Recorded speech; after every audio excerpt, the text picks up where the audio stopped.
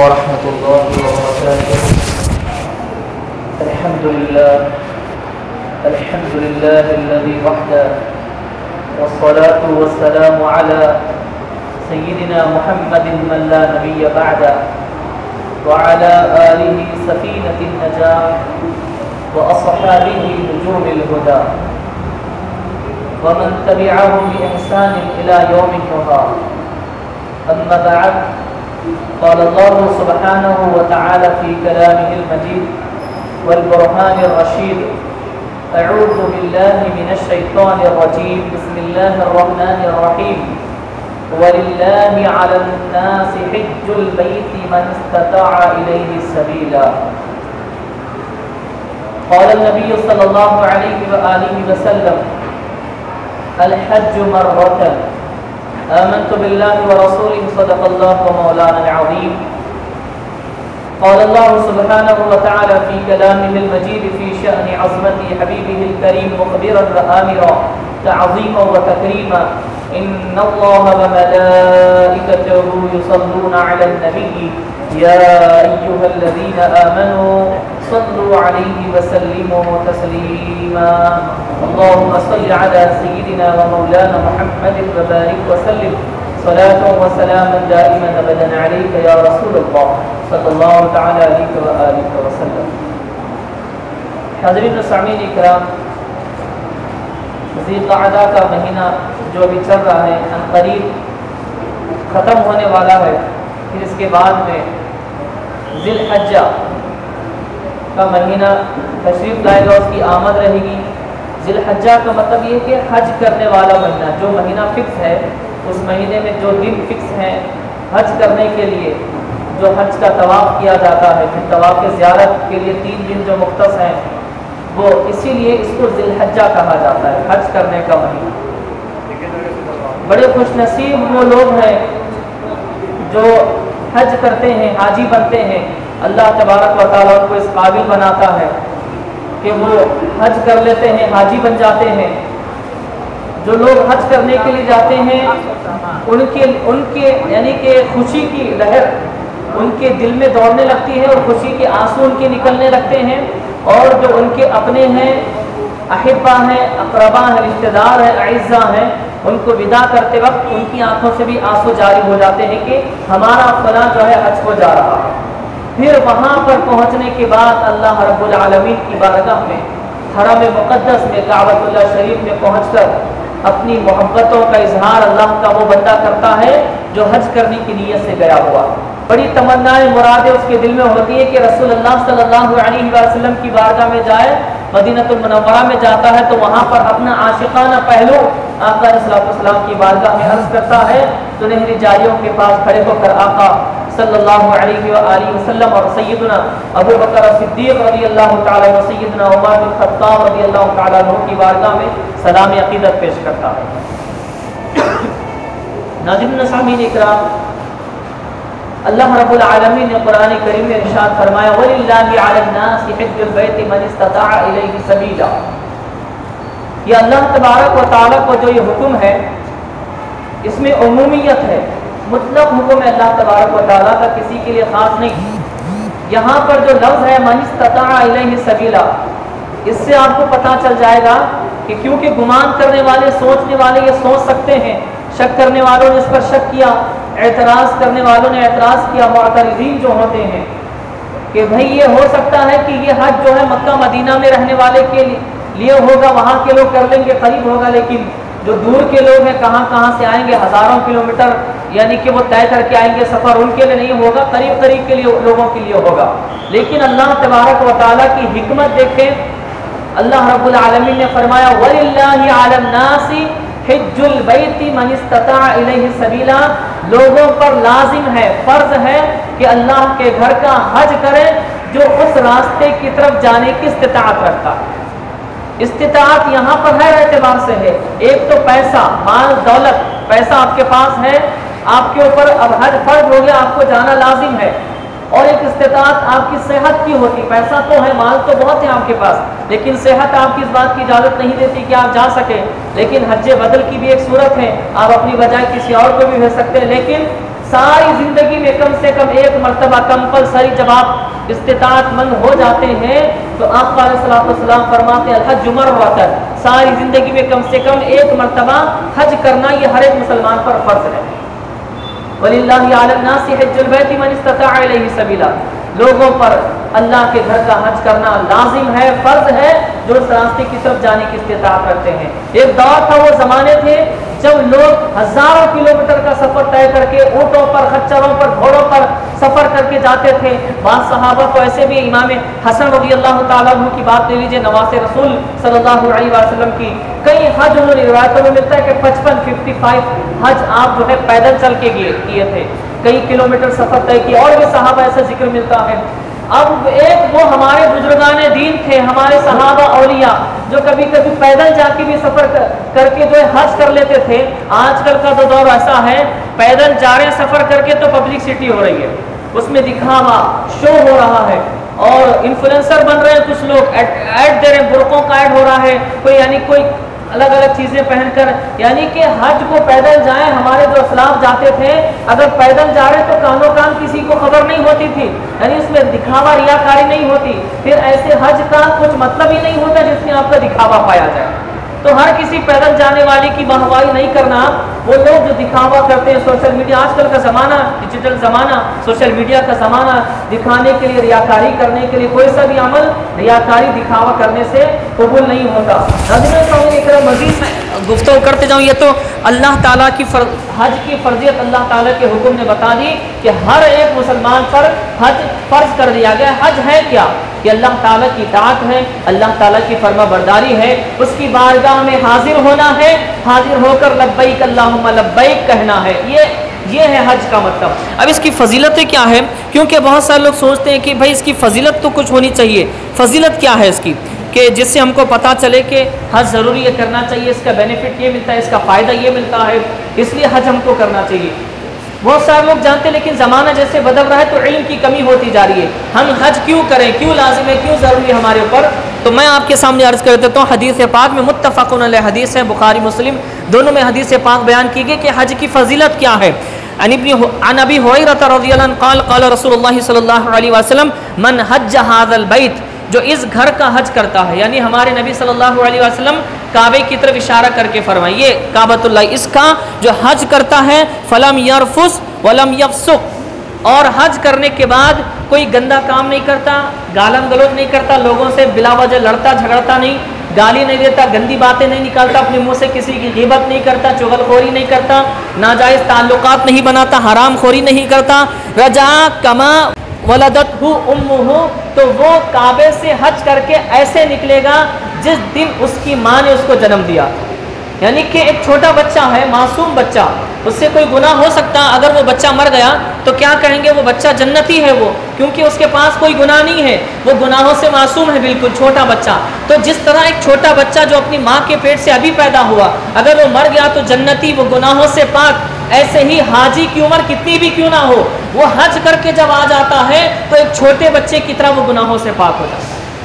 यानी कि ये फजीलत हज करने वालों की। उसके बाद में एक और हदीस पाक है, नबी हुरैरा क़ाल क़ाल रसूलुल्लाह सल्लल्लाहु अलैहि वसल्लम अल उम्रतु इलल उम्रति कफ़ारतुन लिमा बैनहुमा, एक उम्रा से दूसरा उम्रा आपके उसके बीच में होने वाले गुनाहों का कफ़ारा बन जाता है।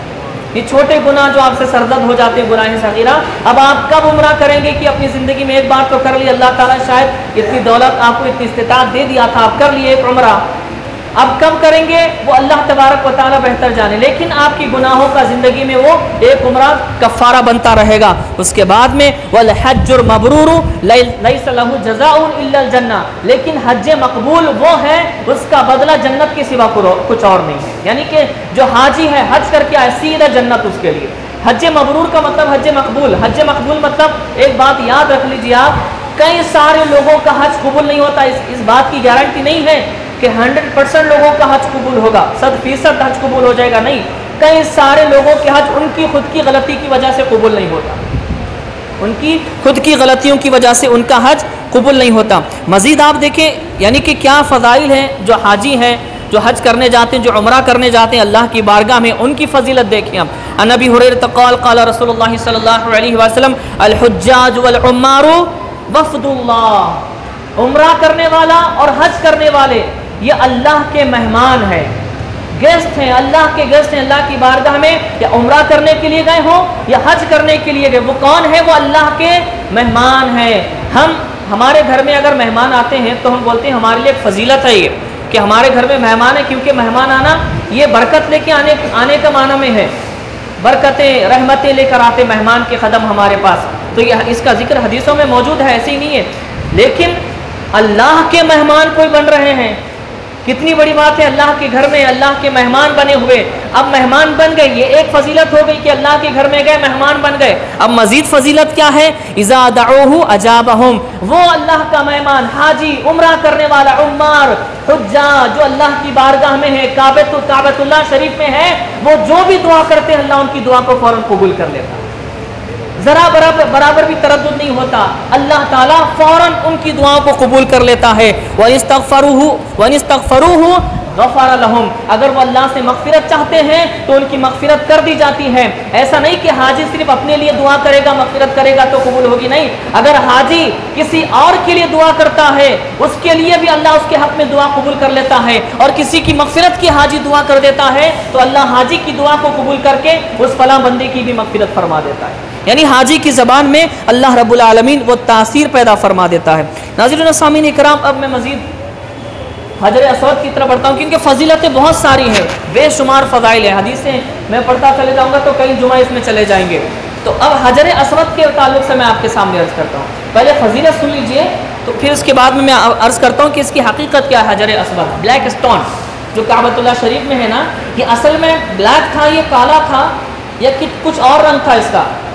वो हजर असवद है, हजरुल अबयद है, यानी वाइट स्टोन है या ब्लैक स्टोन है जो काबे में हजर असवद जिसको हम बोलते हैं। वो पहले रंग उसका कैसा था, या पहले से काला था, या अब काला हुआ, काला क्यों हुआ, वो मैं आगे अर्ज़ करता हूँ हदीस की रोशनी में इंशाअल्लाह। हदीस पहले समाअत फरमा लीजिए। हजर असवद की फजीलत क्या है? वो है क्या नॉर्मल पत्थर नहीं है, वो चुप ऐसे ही जाके उसको चूमना नहीं है, ये हमारे नबी सल्लल्लाहु अलैहि वसल्लम की सुन्नत है। खलीफे दुवम अमीरुल मोमिनीन उमर बिन खत्ताब रज़ियल्लाहु ताला अन्हु हजर असवद से मुखातिब होकर फरमाते हैं, ए हजर असवद, मैं तुझे इसलिए नहीं चूमता कि तू जन्नत का पत्थर है, मैं तुझे इसलिए चूमता हूँ कि तुझे मेरे नबी ने चूमा है, तुझे मेरे नबी ने चूमा है, इसलिए मैं चूमता हूँ, आका की सुन्नत है। हजर असवद जन्नत का पत्थर है, कैसे है वो मैं आगे अर्ज करता हूँ। फजीलत आप समाअत फरमा लीजिए। अन इब्न अब्बास रज़ियल्लाहु अन्हुमा, हज़रत अब्दुल्लाह बिन अब्बास रज़ियल्लाहु अन्हुमा से रिवायत है, क़ाल रसूलुल्लाह सल्लल्लाहु अलैहि वसल्लम फिल हजरी वल्लाहि ला यबअसुहुल्लाहु यौमल क़ियामती, कि हजर असवद के ताल्लुक़ से हमारे नबी फरमाते हैं कि अल्लाह तबारक व तआला हजर असवद को जब क़यामत के दिन बुलाएगा, क़यामत की दिन जब आएगा हजर असवद, तो क्या फरमाया गया है? लहू आइनानी युबसिरु बिहिमा, अल्लाह उसको दो आंखें देगा जिससे वो देखेगा। पत्थर स्टोन क्यों देगा आंखें, उसकी वजह भी आगे बयान की गई। हजर असवद को अल्लाह ताला दो आंखें देगा जिससे वो हजर असवद पत्थर वो देखेगा। वलिसानुन यंतिकु बिही, और अल्लाह उसको ज़बान देगा जिससे वो बोलेगा। आंख भी देगा पत्थर को, अल्लाह ताला की कुदरत है, अल्लाह ताला जो चाहे वो कर सकता है, अल्लाह की शान है, बेजान को जानदार बना सकता है, जानदार को बेजान बना सकता है, ये मेरे रब की शान है। अल्लाह हजर असवद को आंख देगा जिससे वो देखेगा, उसकी ज़बान देगा अल्लाह ताला हजर असवद को जिससे वो बोलेगा। उसके बाद में क्या होगा या क्यों देगा? फरमाएगा यशहदु अला मन इस्तलमहु बिहक़्क़िन, और हजर असवद उन लोगों की गवाही देगा जो ईमान की हालत में हजर असवद को चूमे हैं। और हजर असवद जब उनकी गवाही देगा तो अल्लाह तबारक व तआला एक पत्थर हजर असवद की गवाही को कबूल फरमा के जो उसको चूमे हैं अपनी ज़िंदगी में, या उम्रा करके आए हैं या हज करके आए हैं, अल्लाह उनकी मग़फ़िरत फरमा देता, बख्शिश फरमा देता है उनकी। तो नाज़रीन व सामीन इकराम, मज़ीद में अब आगे बढ़ता हूँ। ये हजर असवद, इसका कलर पहले कैसा था? ये ब्लैक ही था पहले से या कोई और कलर था? हदीस पाक के तिरमिज़ी शरीफ में हदीस नंबर 877 उसमें बयान किया जाता है, अन इब्न अब्बास रज़ियल्लाहु अन्हु, सारी हदीसें हज़रत अब्दुल्लाह बिन अब्बास की आ रही। देखिए, फरमाते क़ाल रसूलुल्लाह सल्लल्लाहु अलैहि वसल्लम नज़लल हजरुल अस्वदु मिनल जन्नती, ये हजर असवद जन्नत से नाजिल हुआ पत्थर है, ये जन्नत से आया हुआ पत्थर है हजर असवद। उसके बाद में बयान किया जाता है वह हुआ अशद्दु बयाज़न, ये बहुत ज़्यादा सफ़ेद था, بہت زیادہ وائٹ تھا، یہ کالا نہیں تھا. بیاض کے معنی آتے ہیں سفید. اشد کا لفظ استعمال کر دیا گیا یہاں پہ، یعنی کہ بہت ہی زیادہ سفید تھا. یہ پتھر جو آپ کو آج بلیک دکھ رہا نا، کالا دکھ رہا ہے، یہ حجر اسود، یہ کیسا تھا؟ یہ بہت ہی زیادہ سفید تھا. کالا کیوں ہوا؟ اس کی وجہ حدیث میں بیان کی جاتی ہے. من اللبن. اچھا سفید کیسا تھا؟ سفید کیسا تھا؟ دودھ کی طرح، ملک کی طرح وائٹ تھا حجر اسود جب جنت سے آیا تھا. کالا کیسا ہوا؟ فسودتہ خطایا بنی آدم. بنی آدم کے گناہوں کو چوس چوس کے کالا ہو گیا. بنی آدم کے گناہوں کو چوس چوس کے کیا ہوا؟ وہ کالا ہو گیا حجر اسود. پہلے وائٹ تھا، سفید تھا. اس کا مطلب کیا ہوا؟ حجر اسود not is a normal stone. وہ حجر اسود نارمل پتھر نہیں ہے، جنت سے بھیجا گیا. اللہ کی حکمت ہے، رسول اللہ نے اس کو چوما ہے، آقا کی سنت ہے اس کو چومنا. صرف چومنے سے مطلب صرف چومنا سنت ادا نہیں ہو رہی، بلکہ وہ آپ کے تمام گناہوں کو چوس لے رہا ہے، اپنے اندر لے رہا ہے. اور وہ گناہوں کو کب سے آیا وہ پتھر ہے، وہ چوستے چوستے وہ کالا ہو گیا. اور اب قیامت تک جب تک وہ پتھر رہے گا، جب تک لوگ جاتے رہیں گے، وہ ان کے گناہوں کو چوستا رہے گا پتھر حجر اسود. ناظرین و سامعین اکرام، میں مزید آگے بڑھتا ہوں کیونکہ زمزم کے تعلق سے بھی بیان کرنا ہے. مزید پھر آگے جو جمعہ آئیں گے ہمارے، اس میں دوسرے موضوعات پہ بھی گفتگو کرنا ہے. زمزم کا پانی، میں گزارش یہ کروں گا، اللہ تعالیٰ کبھی بھی نصیبہ کرے، مقدر کرے آپ کا، کبھی جائیں گے ہمارے معراج میں، یہاں پہ خوش نصیب بیٹھے. کل رات میں ہمارا درد جب ہو رہا تو اتنی چہرے پہ ان کی مسکراہٹ تھی، بالکل نوجوان چھوٹی عمر میں اللہ ان کو بہت کچھ دے دیا. حج کر کے آئے حاجی ہمارے، یہ اتنی خوشی سے بول رہے تھے کہ آپ جو جو دعا مانگے، جو جو مجھے بولے، وہ جو ہے میں سب یہ ہو گیا، میں کر کے آیا ہوں. جب یہ مہینہ آتا ہے حج کا، تو ایسے یہ عاشقوں کی آنکھوں میں سے آنسو جاری ہو جاتے ہیں کہ یہ لوگ جا رہے، میں بھی جا کے آیا تھا، دوبارہ بلاوا کب ہوگا. یہ عاشق ہوتے ہیں ایسے، یہ اللہ کے محبوب بندے جو گرمی کو، دھوپ کو، تپش کو برداشت کرتے ہیں، انتھک محنتیں کرتے ہیں اور بڑی بڑی آزمائشوں سے گزر کے کعبۃ اللہ شریف کا طواف کرتے ہیں. یہ تو کچھ نہیں، ہمارے صحابہ صلوات کا دور دیکھیں گے، وہ گرمی اگر آج رہے گی تو نہ جانے اس گرمی سے کتنے لوگ مر جائیں گے. اس چڑچڑاتی ہوئی دھوپ کو برداشت کر کے صحابہ جو ہے حج کیا کرتے تھے. تو میں عرض کر رہا تھا، زمزم کا پانی جتنا ہو سکے زیادہ سے زیادہ پینا، جتنا زیادہ ہو سکے پینا، پیٹ بھر کے پینا زمزم کا پانی. اس کی بہت زیادہ فضیلت ہے. بیان کیا جاتا ہے حدیث پاک میں، آخری چند منٹ ہے میں عرض کر دیتا ہوں. ماء زمزم لما شرب له. زمزم کا پانی جس کسی مقصد کے لیے پیا جاتا ہے وہ مقصد پورا ہو جاتا ہے. جب زمزم کا پانی جس کسی مقصد کے لیے آپ پئیں گے، وہ مقصد آپ کا پورا ہو جاتا ہے. اسی طرح بخاری شریف کی ایک حدیث میں موجود ہے کہ زمزم کا پانی پینے کے تعلق سے بیان کیا گیا ہے کہ حضرت عبداللہ بن عباس رضی اللہ عنہ فرماتے ہیں کہ میں نے آقا صلی اللہ علیہ وسلم کو زمزم کا پانی پیش کیا تو ہمارے نبی صلی اللہ علیہ وسلم کھڑے ہوئے اور کعبے کی طرف رخ کر کے پانی پیے. تو یہ ایک پتہ چلا کہ کھڑے ہو کے زمزم کے پانی کو پینا یہ ہمارے نبی صلی اللہ علیہ وسلم کی سنت ہے. زمزم کا پانی پینے سے پہلے دعا کر لیجئے، اپنے دل میں جو بھی دعا کریں گے، کیونکہ حدیث ہے ماء زمزم لما شرب له. زمزم کا پانی جو مرادیں آپ کی دعائیں اس کو قبول کر لیتا ہے، پینے سے پہلے کر لینا. اب زمزم کی فضیلت کیا ہے؟ جب جائیں گے تو لے کے آئیے اپنے گھر والوں کے لیے، رشتہ داروں کے لیے، دوست و احباب کے لیے. زمزم کا پانی کیسی فضیلت ہے اس کی؟ بخاری شریف کی حدیث میں بیان کیا جاتا ہے کہ حضرت حمراہ رضی اللہ عنہ فرماتے ہیں کہ میں حضرت عبداللہ بن عباس، دیکھو ساری حدیثیں ان کی آ رہی ہیں، حضرت عبداللہ بن عباس رضی اللہ عنہ کی خدمت میں تھا. میرے کو بہت بخار آیا، میں زیادہ ان کے درس میں رہتا تھا، جاتا تھا، میں سیکھتا تھا ان سے، تو مجھے بہت زیادہ بخار آ گیا. تو حضرت عبداللہ بن عباس رضی اللہ عنہ فرماتے ہیں کہ تم اس بخار کو زمزم کے پانی سے ختم کرو. تو پتہ چلا کہ زمزم کا پانی شدید بخار کو بھی ختم کر دیتا. تو وہ پوچھے کہ مطلب یہ کیسا ہے؟ فرمایا کہ یہ جو بخار ہے نا، یہ جہنم کی بھاپ سے ہوتی ہے. بھاپ مطلب آپ جانتے ہیں، یہاں پہ آگ لگ رہی ہے، آپ یہاں پہ ٹھہر کے سیک رہے تو وہاں کی بھاپ آپ کو گرم کرتی ہے، اس کو بولتے ہیں بھاپ. تو جہنم کی بھاپ کی وجہ سے گرمی، یہ جو گرمی جو ہوتی ہے نا، ہم لوگوں کو کلائمیٹ جو چینج ہوتا ہے گرمی کا، یہ بھی جہنم کی وجہ سے ہوتا ہے. جب جہنم زیادہ بھاگتی ہے تو یہ یعنی کہ مقرر وقت مہینہ ہے، اس کی وجہ سے یہ ہوتا ہے. تو فرمایا کہ زمزم کا ہی پانی ایسا ہے جو تمہاری اس بخار کو یعنی اس گرمی کو ٹھنڈا کر سکتا ہے. تو تو زمزم کے پانی کی فضیلت اللہ تعالیٰ ہمارا یہ نصیب بنائے، اللہ ہم سب کو ساری زندگی میں کم سے کم ایک مرتبہ حج کرنے کی توفیق عطا فرمائے۔ پیسہ جب آ جائے گا تو منالی گھومنے جانے کی ضرورت نہیں ہے، کشمیر نہیں جانا، امریکہ نہیں جانا، کینیڈا نہیں جانا، دنیا کی کوئی چیز دیکھنے نہیں جانا۔